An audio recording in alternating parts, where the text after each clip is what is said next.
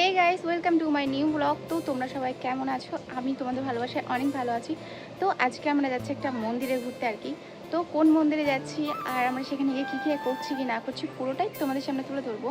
তো পুরোটা দেখার জন্য লাস্ট অবধি দেখতে থাকো, ঠিক আছে? তো চলো। তো বন্ধুরা, এটা হচ্ছে আমাদের পাড়ার কালীমাতা মন্দির। মানে কালীমাতা মন্দির আর দুর্গা মন্দির একসঙ্গে, দেখো দেখতেই পেলে।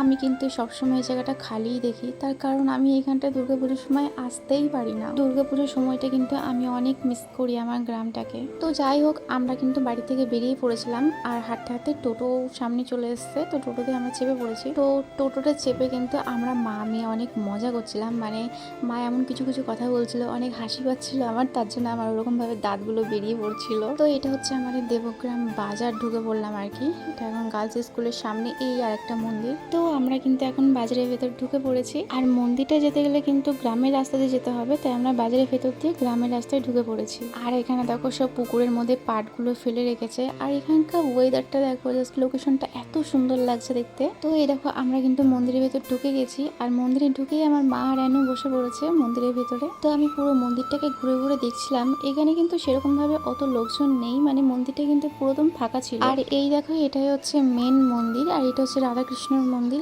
এই দেখো চারিদিকটা এত সুন্দর নিস্তব্ধ হয়ে আছে আর মন্দিরটা কিন্তু খুব সুন্দর লাগছে। চারিদিকে কত গাছপালা দেখো। আর মন্দিরের ভেতরটা কিন্তু তালা লাগানো আছে, তার জন্য আমি ভেতরে ঢুকতে পারিনি। তো বাইরের থেকেই তোমরা দর্শন করে নাও। আর এখানে কিন্তু প্রত্যেকদিন সন্ধ্যেবেলা খুব ধুমধাম করে নাম কীর্তন করা হয়। আর আমরা কিন্তু এসেছি একদম বিকেলবেলার দিকে, যার জন্য চারিদিকটা পুরো খালি খালি একদম। আর এই মন্দিরটার বাইরে দেখো, এখানটায় এই যে একটা বড় চালার মতন করা আছে, এইগুলো কিন্তু সব গাছের ডাল। ওই যে দেখতে পাচ্ছ একটা বড় গাছের গোড়া, এই গাছটা কি গাছ আমি ঠিক জানি না, কিন্তু এই জায়গাটায় যে চালার মতন করে দিয়েছে আর এই গাছের ডালটা পুরো একদম ছাউনির মতন ছেয়ে আছে। অনেকটা বড় জায়গা হয়ে কিন্তু ছেয়ে আছে। এখানে শুনলাম মানুষজন এসে নাকি এখানটায় বিশ্রাম করে। তো যাই হোক, এই জায়গাটি কিন্তু আমার কাছে অনেক ইউনিক লাগলো, বিশেষ করে এই গাছের গোড়াটা। তো তোমাদের কেমন লাগলো অবশ্যই জানিও। তো এই যে এটাও একটা মন্দির, তো এই মন্দিরের ভেতরটাও তালা মারা আছে, যার জন্য আমি আর ওই দিকটা যাইনি। বর্ষায় দেখো চারিদিকটা গাছপালা আর ঘাসে একদম ভর্তি হয়ে আছে। যাক, দেখতে কিন্তু অনেক সুন্দর লাগছে, তাই না জায়গাটা? তো ব্যাস, মন্দিরটা কিন্তু এইটুকুনি দেখার, আর বেশি কিছু নেই এখানটায়। তো আমরা বেরিয়ে পড়েছি, আমাদের দেখা হয়ে গেছে। আর মন্দিরের বাইরে দেখো বাঁশের ঝোড় এত পরিমাণ হয়ে গেছে যে পুরো জঙ্গল লাগছে। বাইরের থেকে কিন্তু এটা দেখাই যাচ্ছে না যে এটা কোনো মন্দির, বাইরের থেকে একদম পুরো জঙ্গল লাগছে। যাই হোক, আমরা টোটোয় কিন্তু চেপে পড়েছি। আর তোমরা দেখে কিন্তু বুঝতেই পারছো রাস্তাটা মানে বাগানের ভেতর দিয়ে আর কি মন্দিরটা, মানে বাইরে থেকে বোঝাই যাবে না যে ওখানে ভেতরে কোনো মন্দির আছে। তো আমি আর আমার মা কিন্তু অনেক হাসি মজা করছিলাম, অনেক হাসি পাচ্ছিল। মা এমন এমন কথা বলছিল যে আমি ক্যামেরা অন করে হেসে ফেলছিলাম। সে যাই হোক, আমরা কিন্তু ওখান থেকে বেরিয়ে পড়েছি এবার ভালো রাস্তা। আর আমি জানি না আমার এই বদভ্যাসটা কি আমার মতন আরও সবার আছে নাকি আমার একাই আছে। দেখো রাস্তার মধ্যে এই যে আমি ফুলগুলো দেখেছি, ফুলগুলো দেখে এখন আমার এই ফুলগুলোই লাগবে। তো এনু নিচে নেমে পড়েছে আমার জন্য ফুল কুড়োতে। ও বলছে মামা আমি তোমাকে ফুল দিচ্ছি, দাঁড়াও। আর ও কিন্তু জানে যে আমার ফুল অনেক পছন্দ, তার জন্য ও নিজেও যদি কোথাও ফুল কুড়িয়ে পায় না, ও আমার জন্য ঠিক নিয়ে চলে আসবে যে মাম্মাকে ফুল দিতে হবে। আর এই ফুলগুলো দেখো, এগুলো কিন্তু জঙ্গল ফুল, কিন্তু অনেকটা সেই ছোট সূর্যমুখী ফুলের মতন। আর আমার ফুল দেখলে এই যে কানে আমাকে গুঁজতেই হবে। তো এই যে কিছু কিছু ছেলেরা বলে যে মেয়েরা নাকি টাকার পাগল। তো ভাই, আমার দিক থেকে আমি একটা কথাই বলতে চাই যে সব মেয়েরা কিন্তু এক হয় না। তো কিছু কিছু মেয়ে আমার মতন আছে যারা আর কি ফুলেই পাগল, মানে ফুল দিলেই আর কি তাদের মনটা একবারে আইসক্রিমের মতন গলে যায়। তো আমি আবার একটা ফুল কানে গুঁজে নিয়ে অনেক ঢং করছিলাম আর কি, একটু চোখ মেরে দিলাম। দেখো তোমাদেরকে, দেখো ঢং করাটা কিন্তু মেয়েদেরকেই মানায়। এখন যদি একটা ছেলে ঢং করে তাকে কি মানাবে বলো?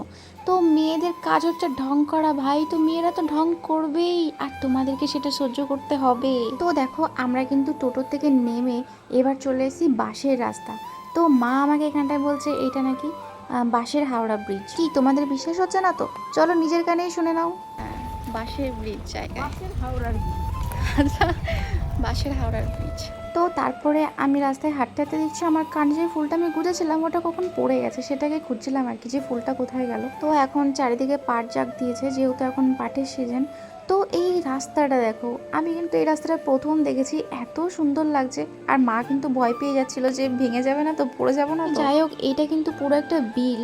আর বিলের মাঝখানে এই ব্রিজটা বানানো হয়েছে। তো জায়গাটা কিন্তু আমার অনেক সুন্দর লেগেছে, মানে প্রচুরই সুন্দর জায়গাটা দেখে একবারে মন জুড়িয়ে যাওয়ার মতন। একদম ওখান থেকে আসতে ইচ্ছা করছিল না, মাকে বলছিলাম যে আর কিছুক্ষণ থাকি, একটু ভিডিও করি। আমাদের অনেক লেট হয়ে যাচ্ছিল, আস্তে আস্তে এবার সন্ধে লেগে আসছে, তার জন্য আর কি আমরা তাড়াতাড়ি করে চলে এসেছি, ওখান থেকে বেরিয়ে এসেছি। তো আমরা ওখান থেকে বেরিয়ে এসে আসার পথে আমরা কিন্তু চলে এসেছিলাম একটা পার্কের সামনে।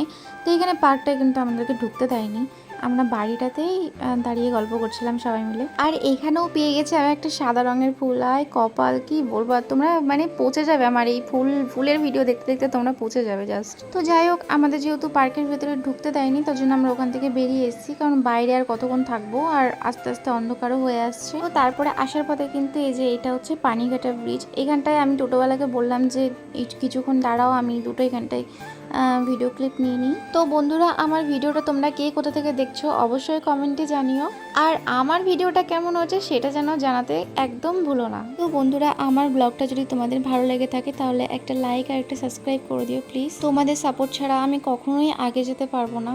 তো এইভাবেই তোমরা আমার পাশে থেকো, আর সবাই ভালো থেকো, সুস্থ থেকো। তো টাটা, বাই বাই।